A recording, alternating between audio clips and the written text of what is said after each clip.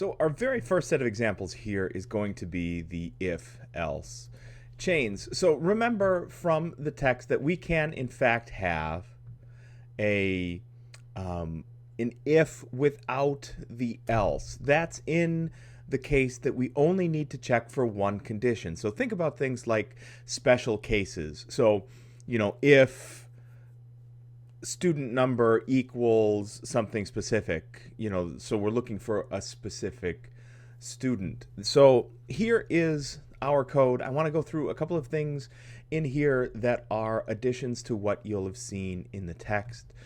First and foremost, I have a couple, these are called string literals. It just means that these are strings with values that we've already got in there. And I'm using these spacer top and spacer mid so that when we run things, you'll actually see these, so rows of stars there, so that they give a visual clue as to what is going on. It's not a bad idea to have a couple of these in your program, because anytime I call spacer mid in a system.out.println and just have, spacer top or spacer mid, we would see one of these groups of asterisks appear. And this gives me, as a user, a clear distinction between, here's the top of the program, here's the bottom of the sample output that just comes by virtue of, starting and running a Java virtual machine. So these are nice to have. They let your user know, oh, this is where I should be drawing my eyes to.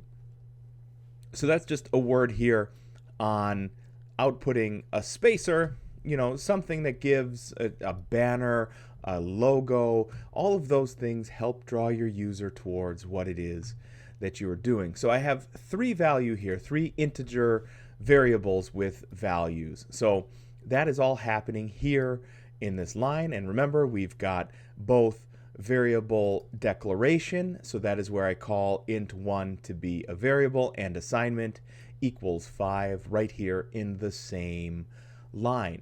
So you'll notice that value 1 has a value of 5, value 2 a value of 10, and value 3 a value of 15. So here is where I have my if statement. So you'll notice that these do not contain else's. These are simple if statements. So if value 1 is greater than value 2, we would have this line of output. Value 1 is greater than value 2. So here, you'll notice the highlighted output here is what's happening here on line 15. So I have a system.out.println testing value 1 greater than value 2. And if value 1 is greater than 2, output this statement. My next if is connected to this, testing if value 2 is greater than value 3. And so here's my if statement. And here we're testing if 2 is greater than 3. The problem here is these have not been evaluated as true, right? Is value 1 greater than value 2? Value 1 is 5, value 2 is 10. So no, this statement does not get executed. The same happens here with my second statement. Value 2 is in fact not greater than value 3, so that does not show. So if we were to in fact change this, so 15, I always forget to fork the REPL. Here we go. So if I was to change this to 15, 10, and 5 and run this again, what we're going to see is the output. Value 1 is greater than value 2, and value 2 is greater than value 3. Anytime now, it'll show up over here. I'm confident. I'm positive it's going to happen. There we go. So there we go. So now we can see that once the statement is evaluated as true, then the statement that follows is actually executed on.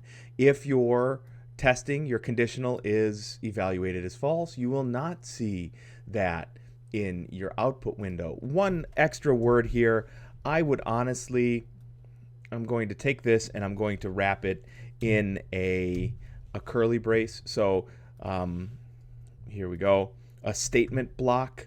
This is better code no matter how you look at it. This is better. This indicates to the next developer in the chain, okay, this, even though it's only one line, so just this one statement, even though it's just this one statement, they belong inside of these curly braces, which belongs to this if statement. So if I was to run this again, and I should have thought about it 15 minutes ago because it's going to take a moment to run. If I run this again, the output is not going to have changed. Nothing is going to be different in the way that the system interprets my Java.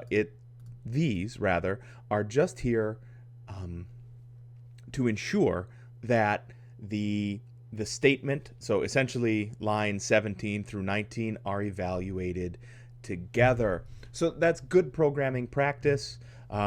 Just in case I did that a little bit too quickly, I highlighted the line that I wanted to encase in curly braces. I had shift and opening brace.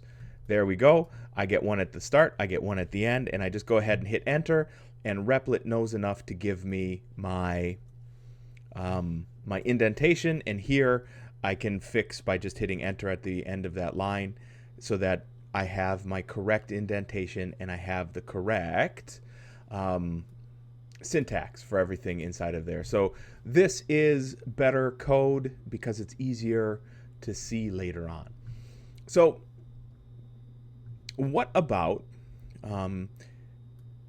that statement makes, or not that statement, but that whole previous diatribe, make sure that even though the code is executed correctly, let the user know that something happened here. So if, for example, I'm going to change this back one more time, we change this, I'm going to run this again, and despite the fact that everything is running here correctly, when I do get the output over here in the output window, it's going to say testing value 1 greater than 2, testing value 2 greater than 3, and then nothing happens. That is not good program design. What you want to do is lead the user to a better interaction with your code, and the way you do that is with output. So even a statement here on line 26, something that says the code has executed properly, or something in that, general idea, that leads to a better interaction with your user, and the better the interaction is with the user, the more liable they are to continue to use your code. So these lines 16 through 20 and 21 through 25 are simple if statements. They are not, in fact, related to one another. They are simply one after another. But if we proceed down here, line 33 and below, we have an if-else chain. These are associated together because the if keyword and the else keyword indicates, again, to you as a developer and to Java, the system, that these statements belong together. So over here, you can see I do have an output already. So what we're saying is testing value 1 is greater than value 2. So I have an if statement here that says if value 1 is in fact greater than value 2, print this line. Value 1 is greater than value 2.